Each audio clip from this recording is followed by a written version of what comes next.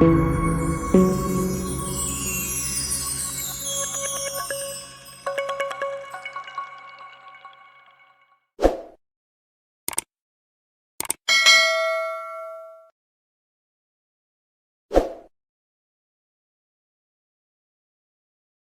back viewers. In today's video, we are going to check out the hardware section of Mageia control center. Let us start. Let us browse and configure the hardware. So this R system lock is not working. So system lock is still not working. We can save this. Okay, let us quit. Okay, so now let us check out the system configuration. So this is the X3 ID. So this is the SATA controller. So here you can see the complete information regarding the SATA controller, SCSI controller, virtual block device, that is the hard disk that is attached to this virtual machine. The USB controllers. So this is the USB controllers. 4 controllers are there of the ICH 9 family. The USB ports, EHCI and the UHCI ultra and enhanced controllers are there. In bridges you can see the virtual console, ACPI, Natoma, PMC is there, ISA is also there. So this is the bus. In hard disk, this is the virtual hard disk that is connected. The virtual DVD ROM is there. The virtual video card is there. The sound card is there. The processor, let us check out. So it is my processor, AMD 5 Ryzen 4600H. The Ethernet card is there. So it is a virtual network device. Memory device, this is also virtual. Most of the things are virtual. So this is how the Mageia control center will show you the hardware configuration for your system. We just go back. Okay, so we have to close this. Now in the sound configuration, let us check out. The pulse audio with glitch free mode is there. Pipewire is also available with Pipewire Plumber, and the Pipewire with Pipewire Media Session is available. So you can choose between the sound server. So both pulse audio and the Pipewire is available. So this makes it very easy to switch between pulse audio and Pipewire. So this eases the work of the end user. So you can choose between the different sound servers. So pulse audio with glitch free mode is the default sound server for Mageia, and you can choose between the old pulse audio and the Pipewire with Wire Plumber or the Pipewire with the Pipewire Media Session. So that's your choice. And in the advanced, let us check out what is there. So you can reset the sound mixer to default values. So if you reset, it will come back again to the pulse audio with glitch free mode. That is the default mode. That's it. So now we will close this. And after you change the sound server, you have to reboot. Only the changes will be applied only after the reboot. Now let us try out the 3D effects. Right now there are no 3D effects, but you can have Compass Fusion effects. You have to press OK. So following packages need to be installed. So we will have to install that. So then you have got a cube, and you can change between the different windows that are open. Using that cube, the cube will rotate, and you can change over and select the different applications that are running.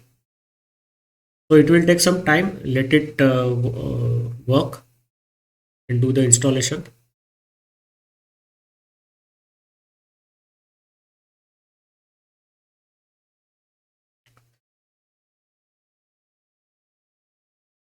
So you need to log out and log back for effects to take, for changes to take effect. So what we will do is, let us what we will do is we will no, we cannot restart also. Let us go over to here,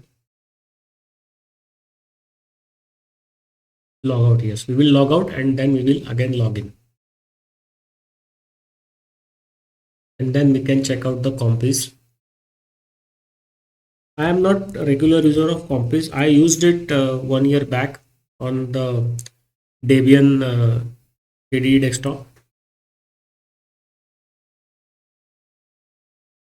Okay, so now let us try the alter tab. So I think we will have to enable it in another way. Okay, yes, okay,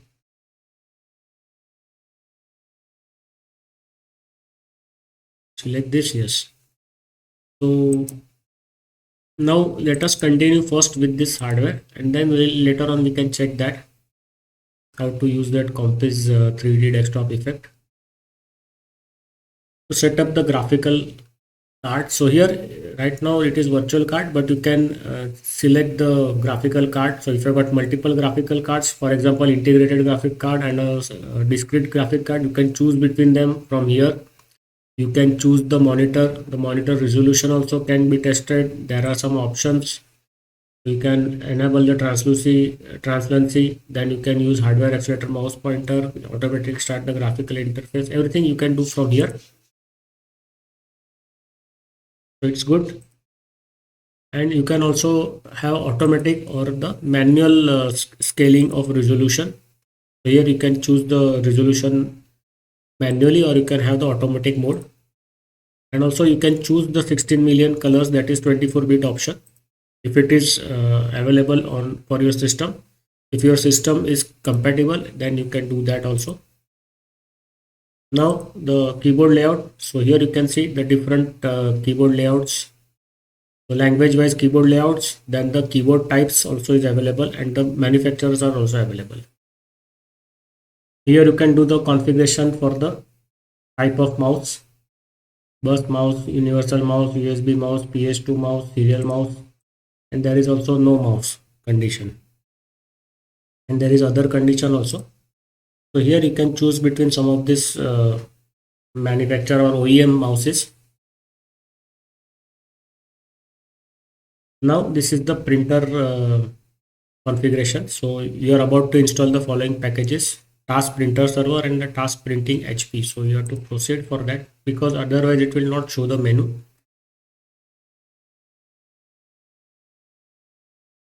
So this is how it will, when you try to install your printer first, all these application packages uh, regarding the printer will install. So HP will be the default printer. Yeah, of course, I have shown you that other printers can also be installed.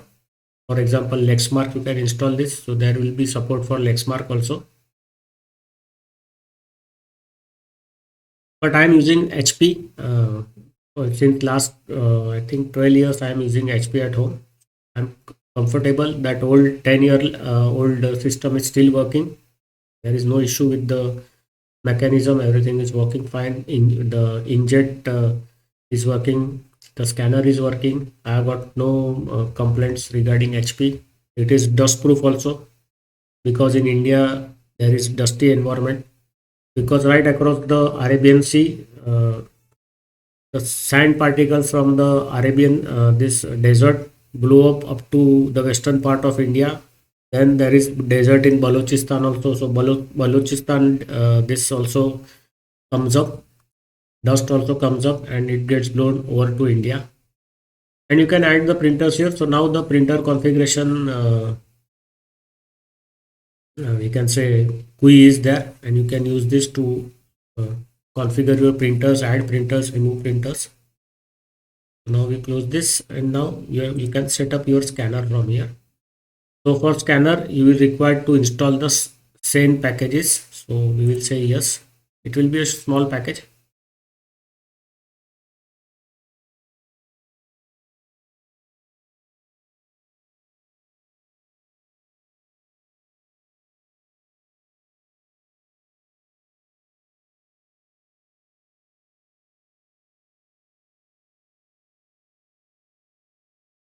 So you can search for new scanners, add a scanner manually. You can configure the scanner sharing, and you can quit this.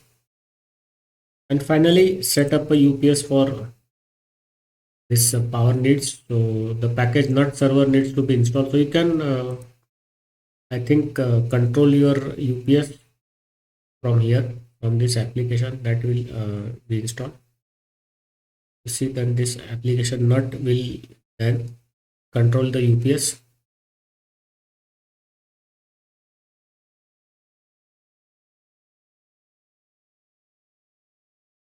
So this is the UPS configuration facility, and you can add the new UPS to your system. This is very, you can say, very important application, because you require UPS at least 10-15 minutes of backup. So in case of power failure, at least you can save your work and then shut down your system. So either you can connect with the UPS through serial port, or you can have a manual configuration.